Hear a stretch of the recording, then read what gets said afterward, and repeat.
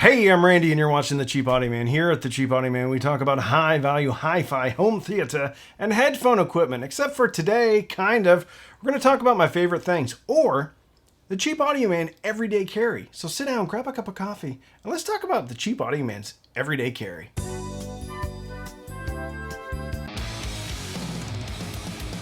Today's video is sponsored by no one. However, I wanted to take the time to recognize a company that I've been working with a little bit more closely.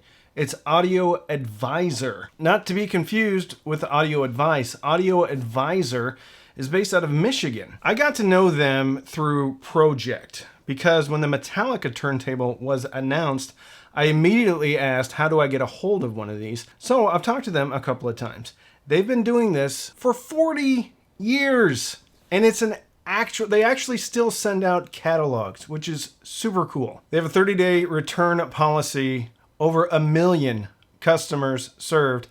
Very small outfit. They really care. Great customer service. This is not sponsored. They have not paid me. I don't even have an affiliate relationship with them, but I think you should check out Audio Advisor. A little bit of a different video today. I wanted to talk about my everyday carry. If you know what everyday carry is, it's kind of like keychains, knives, pens, things that you use every day. And I was originally going to call this 6 things I couldn't live without, but I figured I'd just lean into the everyday carry thing. And my first one, you probably already know this if you watch any of my channel, it's my knife. This is a Kershaw knife.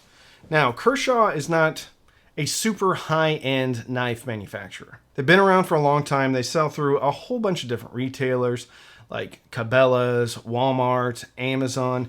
They've been around for a long time. Most people, if they've been around pocket knives for any period of time, is going to know Kershaw. Why do I love this one specifically so much? And I don't even know the model number. I did find it on Amazon, and I'll put it in the description and maybe put the text down below.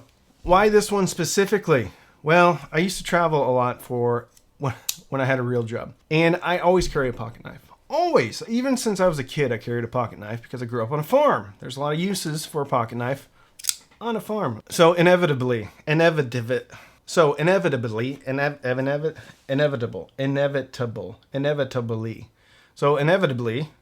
that's how you say it, I had a pocket knife in my pocket whenever I go through security at an airport. Or when I was emptying my pockets and putting it in the bins, I would pull out a pocket knife. Well, you probably know how that goes. TSA, they weren't ever mean to me, but it's not like they gave me a break on it. So I ended up throwing away some good knives, some that were over $100. The thing I love about this one, it was 17 bucks at Walmart. I think it's gone up in price a little bit. $21 on Amazon right now. I use it all the time. I've even used the bottom to like pry things off, paint can lids, things like that. In a pinch, I've used this thing to kind of screw in a screw. It's not very good. I wish it was actually had kind of a squared off edge so you could use it as a screwdriver. It's not too big, not too small. I love the handle too. Good little recess right here for your finger. And it has one of these sliding mechanisms. So I don't really love the knives that have like the button down here. I love these because you can actuate it with your thumb. Go like that. This one also has a deal where it won't slam shut on you. So once it gets to here, you have to really press it down, and it presses down slowly so it doesn't snap on your finger, which I've had knives do that before. The blade is made out, I don't even know what type of metal. It's not a great metal for blades. The thing I love about this one the most is I just have one of those little angle sharpeners. And I use this all the time to open boxes, but I also use it to open food containers and things like that. I don't care about it, so I can just sharpen it up on one of those little V sharpener things. Yes, I could get a whetstone and get this really, really, really sharp, but for my purposes, this is kind of I don't care if this knife gets banged up or broken. And because I don't care if it gets banged up or broken, I use it all the time. And because I use it all the time, it has become one of my favorite things that I couldn't live without. Use it all the time. Kershaw pocket knife. Spring-loaded knife. So the second thing that I've really come to love and enjoy is this watch. It's a Seiko. You've all heard of Seiko. So Seiko actually makes some really good watches, affordable watches. This watch is not super cheap. It's, I think, $300, maybe $330. That's not a cheap watch. But as far as watches go, if you are interested in watches at all, this one has a lot of properties of a lot higher end watches. It has an automatic movement, analog. There's no digital nature to this thing. So there's no battery. So this thing gets wound by just moving yourself around. And that's how Rolex and Omega have done their watches for a long time. I find it interesting because I love analog watches. I don't really like digital watches. Never really have. Analog watches have made a kind of a comeback, kind of cult, like where it used to be everybody had a watch. Now you have a watch because you like watches. I mean, everybody can tell the time on their cell phone or their Apple Watch or whatever it is. I just dig wearing a watch. I always have dug wearing a watch. One of the things I love most about it, though, is the color. It's black. I love all things black, muted. So it's kind of a matte black case. It's got a nylon band, which I like. I have a lot of watches that have stainless steel bands, but it can kind of get me right there.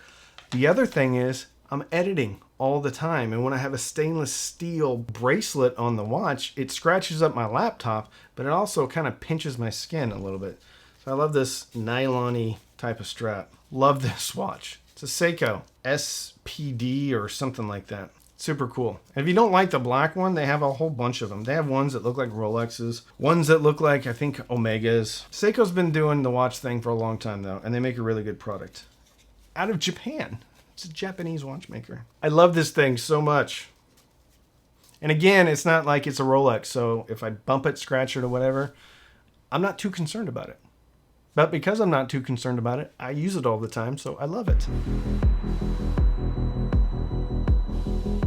Okay, let's talk about some audio things. These are my Soundcore Liberty Pro 3s.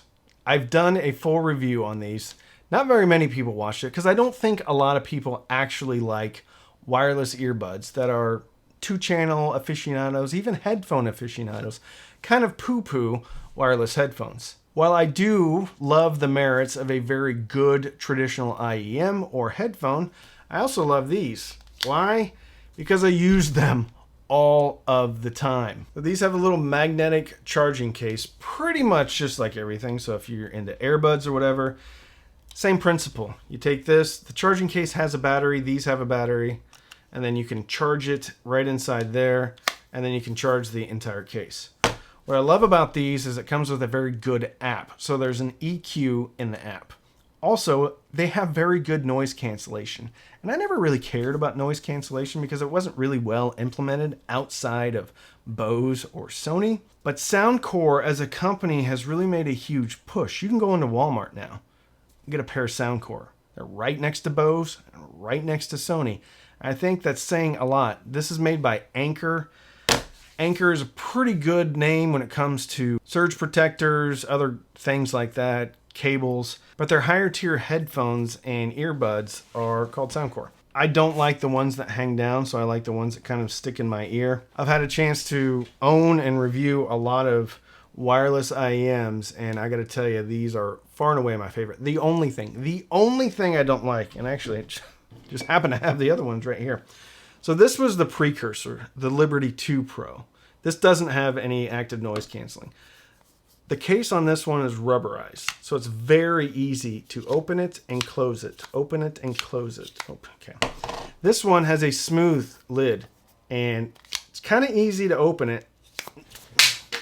That was not even on purpose, but that's exactly what happens. It slips out of my hand because it's not textured on top. So that is my one and only complaint about the Soundcore Liberty 3 Pros is that the case isn't tactile enough. I guess I just need to put a bunch of electrical tape on it and then peel it off. And then the residue that everybody talks about will stay there. Then I can actuate it a lot easier.